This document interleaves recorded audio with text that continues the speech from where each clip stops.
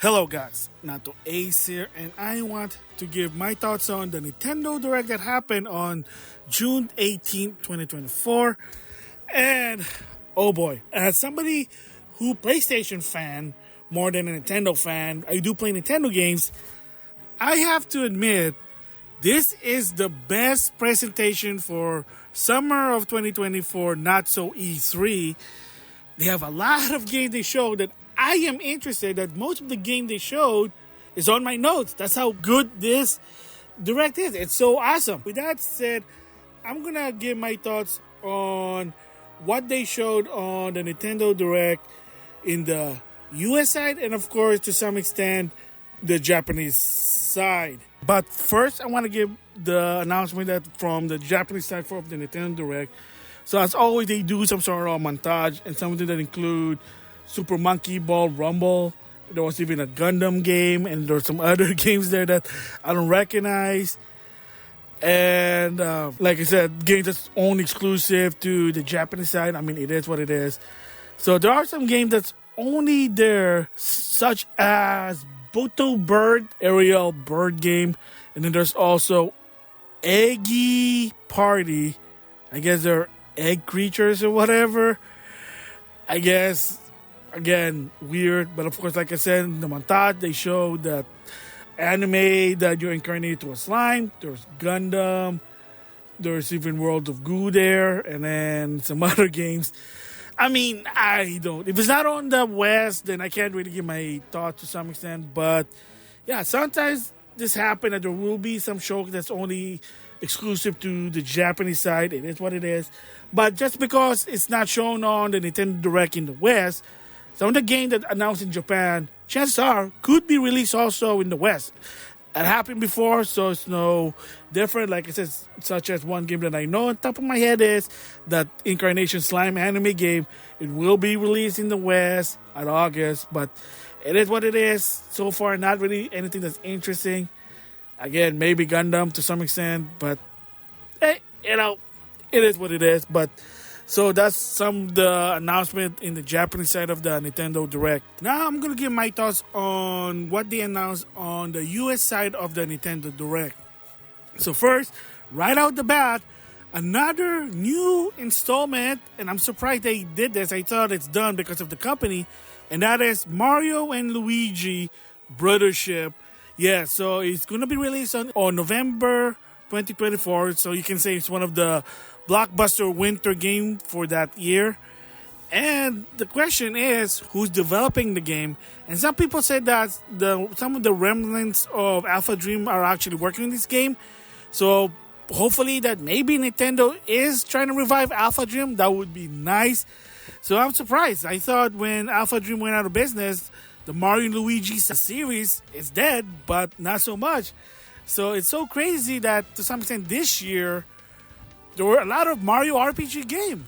Last November, Mario RPG. And then, of course, now just released Thousand Year Door Remastered. And now, this November of 2024, a new Mario and Luigi game. Oh my gosh, I don't know what Nintendo doing, but they're in a roll. And supposed to be, this is going to be like the final hurrah for the Nintendo Switch. But again, like I said, it could be possible that with the Switch 2, it might be like the same architect as the Switch with souped up power, kind of like the Xbox Series XS or the PlayStation 5. So the next one is a sequel to Fairy Tail. So it's supposed to be that it takes place the event after the last game, but also based on some of the arc. But apparently there's also going to be a original story. Of course, it's not going to be English dub, but hey, at least there's a sequel for the fans. And then another one from the creator of Final Fantasy and the composer of Final Fantasy, FANTASIAN Neo Dimension. So apparently this game was an Apple game exclusive. Now it's going to go to the console. Square Enix is publishing it. Awesome, looks good. I might get it in the long run, but hey, more classic RPG game on console because you're going to need more of those because, again, Final Fantasy VII Rebirth may be fun, but a lot of people who grew up playing Final Fantasy do want that turn-based, like Octopath Traveler, just saying there. The next one is Nintendo Switch Sport will have another new game. Man, that's been a long while, but I guess better late than never, I guess. And it will be basketball coming this summer.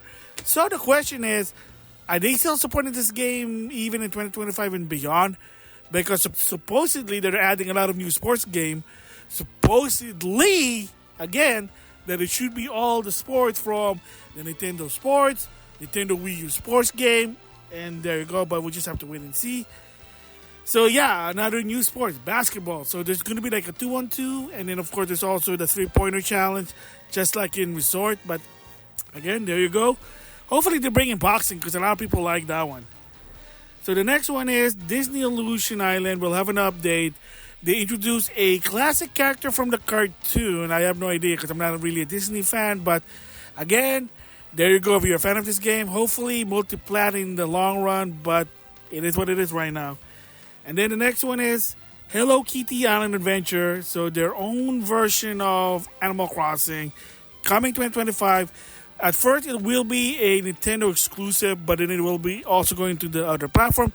Kind of weird, but maybe that Hello Kitty do work better on Nintendo console than the other console. Who knows? But as like I said before, with Square Enix Reboot and Awaken, a lot of the companies should make a note that do multi-platform, do not do exclusive, especially Switch or PlayStation.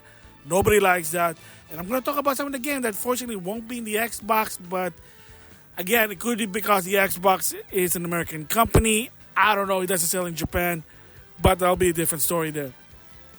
So another one is Looney Tunes Wacky Sports, and from GamesMill. Okay, again, sort of interesting. I mean, hey, at least there's your multiverses on the Switch to some extent, right? You get to play as a lot of the Looney Tunes characters in a sports game. Okay, maybe not, but hey, it's there. And then more update with Among Us. There's going to be like new occupation, I guess, for that game. And of course, if you heard, there is a animated series coming also as well. I'm not really an Among Us fan. Don't really care about the franchise, but I have heard a lot of people did like it. Again, it is what it is. At least they're supporting the game. And then, interesting from Marvel is a Pokemon type RPG, Farmagia. So it's basically that you farm animals. I know that's kind of weird, and they're like sort of your Pokemon. But the interesting part for me is that the character design somehow looks like something from Fairy Tail, the anime. But again, whatever. Monster, Pokemon game, farming at the same time from Marvelous. I mean, alright.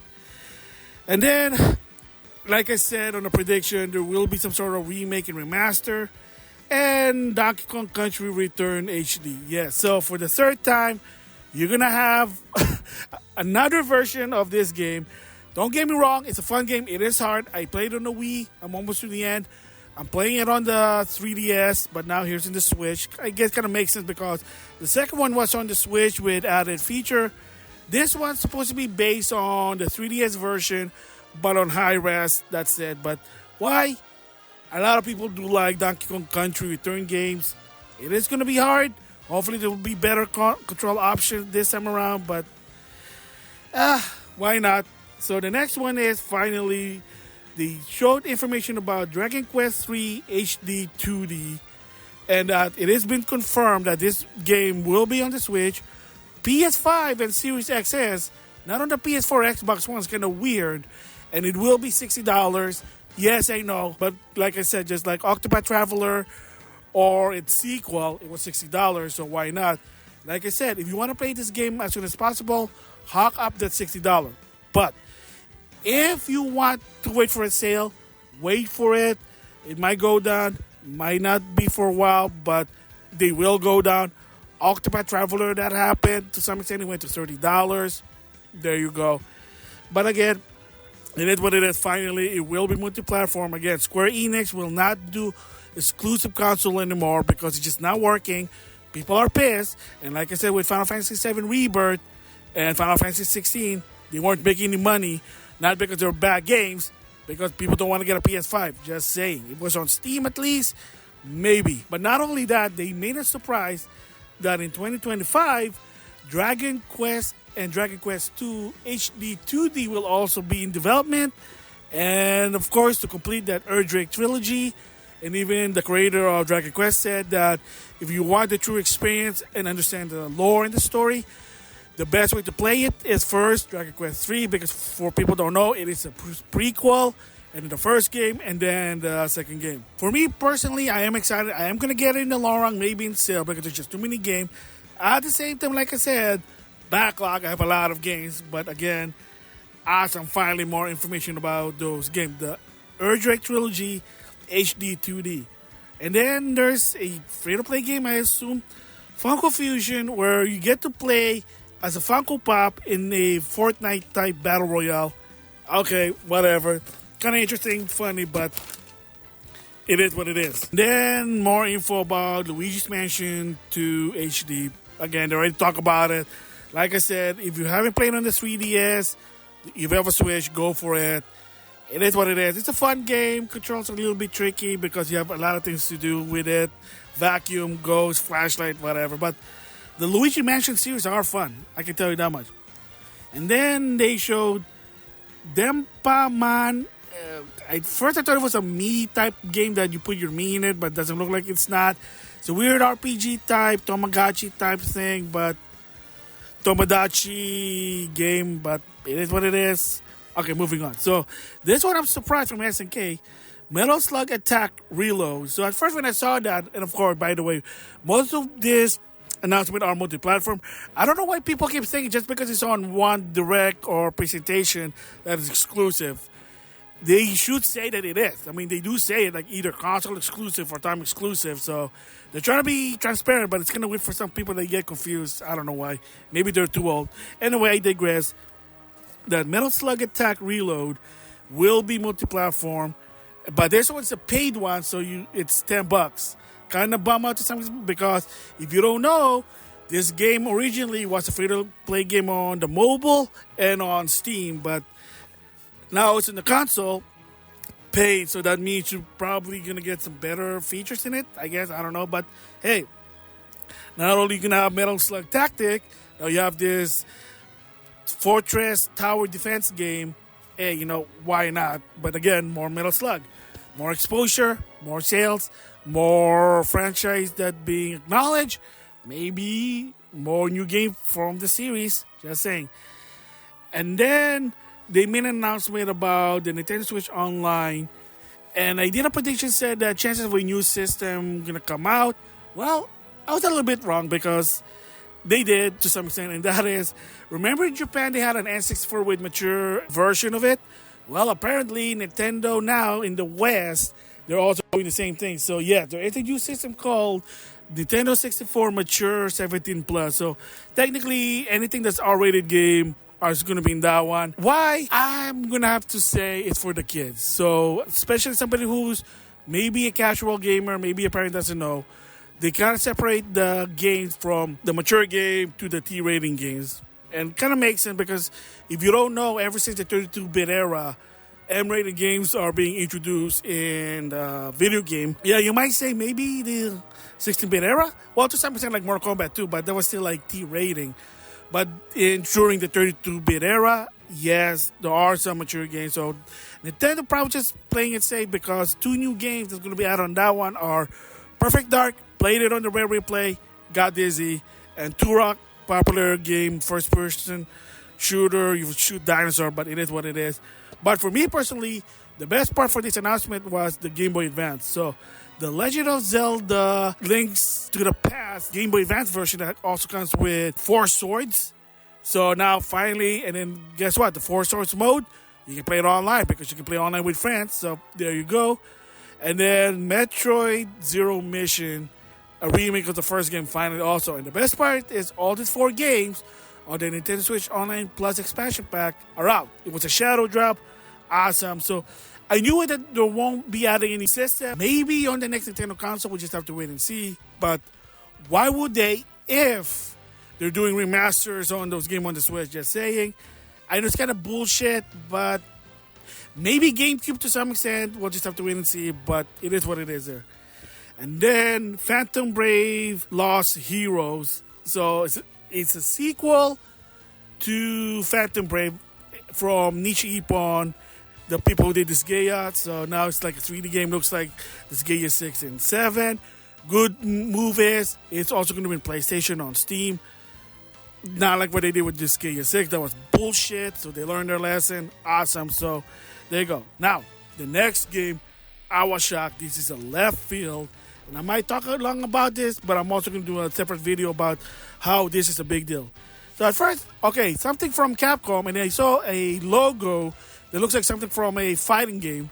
And then all of a sudden I saw Spider-Man, and then they announced Marvel vs. Capcom Fighting Collection Arcade Edition. Yes, folks, this is the left field. Even I was shocked that they did this, and that is the entire Marvel vs. Capcom series will be in a collection. All 6 of them, including also Punisher, a beat-em-up game that comes with Children with the Atom, Marvel Superhero, Marvel vs. Street Fighter, X-Men vs. Street Fighter, Marvel vs. Capcom, Marvel vs. Capcom 2, and the Punisher game. Games that were in the one-up arcade in the past finally will be on console and on PC. And this is, for me, like I said, it's the left field. I did not think it would even happen because if you've been following the story after what happened with Marvel vs. Capcom Infinite, that game sucked. And I still stick to that. That game is like shit in a shit pile of shit. That game sucked. I'm sorry. It sucks. That Disney did not want to do anything with Capcom, and that the relationship there basically diminished, and that any chance of a new Marvel vs. Capcom was done. It's dead. That's why you see mods of Marvel vs. Capcom 3 and Marvel vs. Capcom Infinite Beyond by Maximilian. They're kind of do just mods on old games because people thought the franchise is dead, but that's not the case. So yes, it will be on the Switch, Steam, and PlayStation 4. Yeah, no Xbox. Again, could be the same reason why they did with Battle Network Legacy Collection, because it might not sell. Whether you like or not, past Legacy Collection doesn't sell on Xbox. Yeah, it's kind of shit, but it is what it is. So that is crazy. 2024 also. So I kind of see the pattern that every year they are going to do some sort of Legacy Collection. 2022 was the Capcom Fighting Collection. 2023 was the Mega Man Battle Network Legacy Collection. Now in 2024 is the Marvel vs. Capcom Fighting Collection. Maybe in 2025 it could be another Mega Man. We don't know which one, hopefully. And then maybe eventually they will do a Capcom vs. SNK Fighting Collection, because that's what I prefer than this one personally. And I thought that made more sense because you don't have to deal with Disney, any license situation. But no, they started with Marvel vs. Capcom. So, again, why and how? Well, I might give my theory on a different video. But, yeah, that's the biggest feature for me personally to some extent. Of course, there are other ones. Mario and Luigi, come on. But still, like, if you've been following the story about Marvel vs. Capcom, if you're an FGC, you know the history about it. It's a big deal. But yes, so of course after that they announced another new Super Mario Party game called Jamboree. Yeah, it's a Mario Party game. Come on, I mean, I buy those for whatever reason, but to tell you the truth, I'm not having fun. And I wouldn't be surprised if the OV is going to be playing this because they love their Mario Party games, especially Max and Matt. But anyway, another big one, I'm surprised. A new Zelda game. So a lot of people was hoping Wind Waker and Twilight Princess HD, which are on the Wii U, play them. Well, Twilight Princess I like. Wind Waker HD, I hate to say it, but it sucks for me personally. Did not like it. I know it's like a open world, like Breath of the Wild, Tears of the Kingdom, but that graphics, that design, oh my gosh. But whatever. Again, I digress. So anyway, they revealed a new Zelda game called The Legend of Zelda Echoes of Wisdom. But the twist for this one is you don't play as Link, but you play as Zelda, and she plays way different than Link. And the question is, what timeline is this? At first I thought it was is it a sequel to Link's Awakening? Maybe, I don't know. It looks like, I mean, to some extent, you know what? I take that back. You know what? It is a sequel to Link's Awakening. If you don't know, I'm going to just do a side step in here is, if you don't know the timeline, first is A Link to the Past, and then Link's Awakening, and then of course Link's to World, which it is a sort of a pseudo-direct sequel to Link to the Past. So yeah, it kind of makes sense that it's probably the timeline is A Link to the Past, because someone on the internet kind of showed a hint that it might be Hyrule that's based on Link to the Past. And that kind of makes sense now. So I'm probably going to talk about it in a different video. But anyway, it just popped in my head when I'm just doing this recording. But yes, anyway, back to Echoes of Wisdom. Zelda plays differently because rather than fighting with a sword and shield, she has a wand that can create stuff. And she can even create enemies that help her on battle. So I think this one is going to be interesting. It's going to be fun, I can tell you.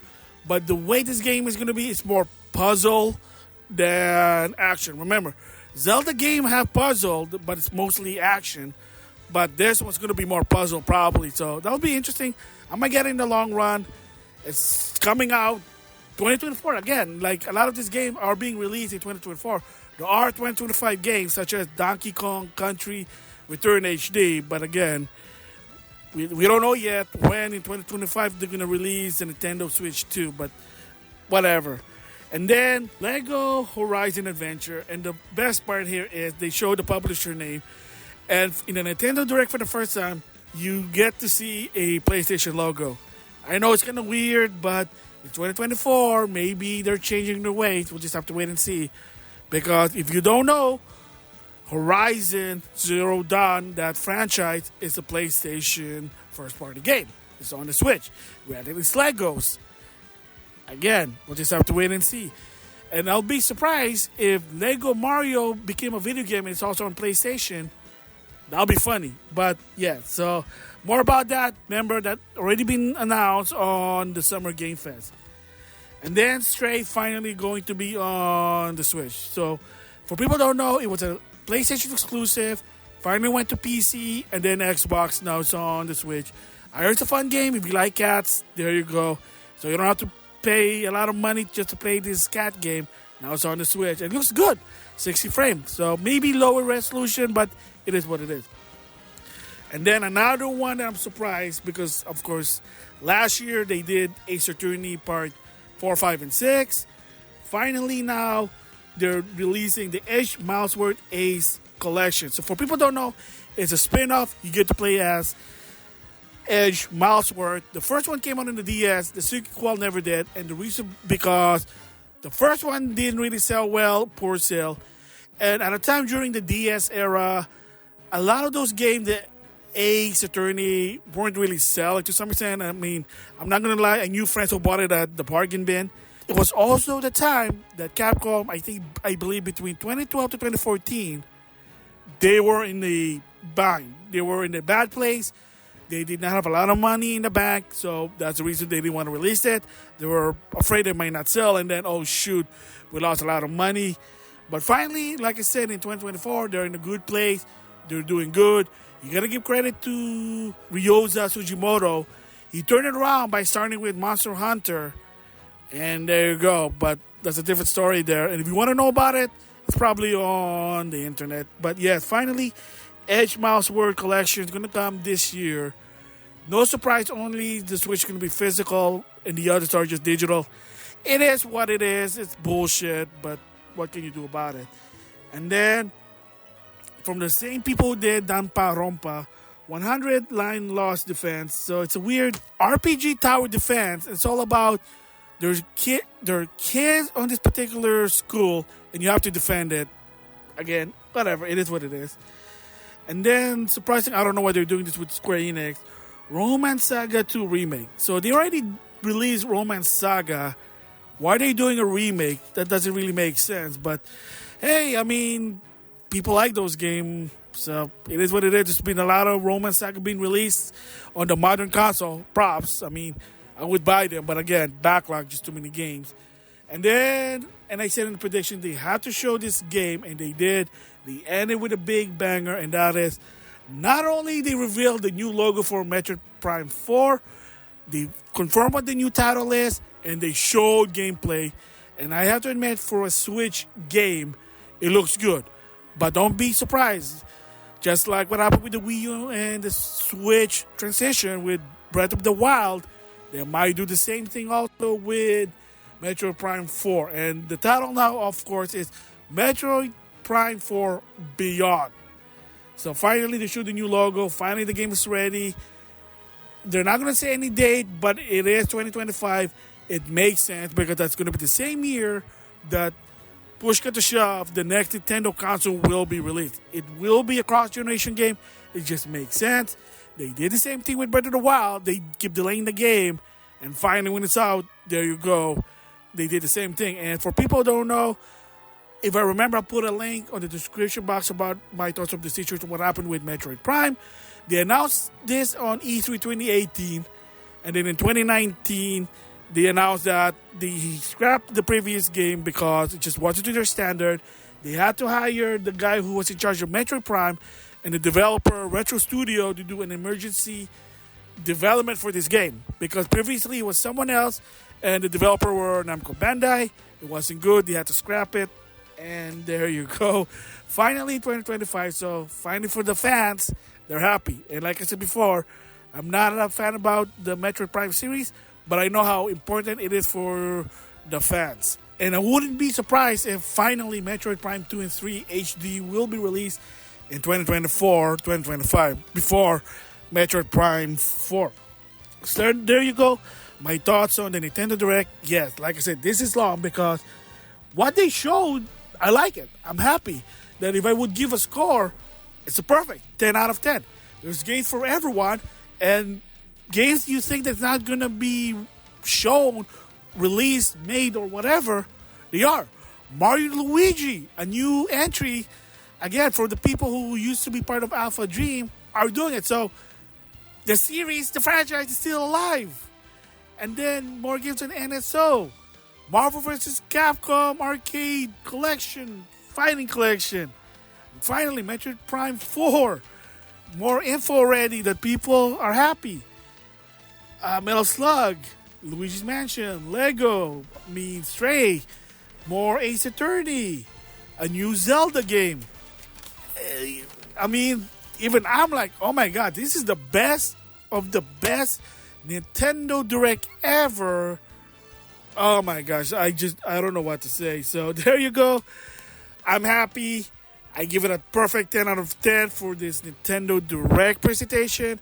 And like I said, I think I know that Nintendo won this year's presentation. Second place is Xbox because they actually showed games that's interesting. PlayStation, even though I'm a PlayStation fan, I hate to say it, it's shit. They showed shit. Yeah, I mean, there's some game that I like, but the presentation was shit. That's what I can say. So anyway, that's my thoughts for this one. And with that, I'll see you guys later.